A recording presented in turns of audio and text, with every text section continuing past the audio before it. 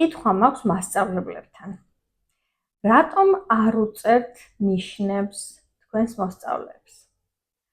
ძალიან ბევრი ბავშვისგან მსმენია, რომ დეპრესიულები არიან, იმიტომ რომ მასწავლებელს არაფერი არ მოსწონს, ერთი შეცდომაც რომ დაუშვას ნორმალურ ნიშანს არა ღირსებს, ანუ უფრო სტრესავთ ამ ნიშნების ძუნწობით, ვიდრე ახალისებთ მეტი სწავლას.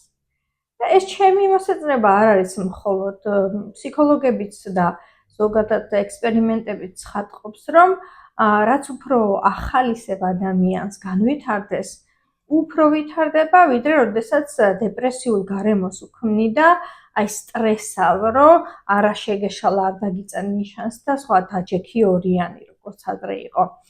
ასევე ეს ხელს უწყობს, როდესაც თქვენ წაახალისებთ და თუნდაც ცოტათი მეტქულას დაუწერთ, ვიდრე ეკუთვნის, ამით თქვენ წაახალისებთ მის განვითარებას და გარკვეულ ურთიერთობას აყალიბებთ. რამდენი ბავშვი გინახავთ, რომ მასწავლებელი ისე უყვარს და ისეთ პატივს ცემს, რომ ფიქრობს, აი რო არ ვისწავლო მერიდება, მასთან მერიდება. ეს პიროვნული თვისებების ჩამოყალიბება უფრო ბევრს ნიშნავს ადამიანის განვითარებისთვის. მიპასუხეთ, ან ზოგადად რას ფიქრობთ ამაზე?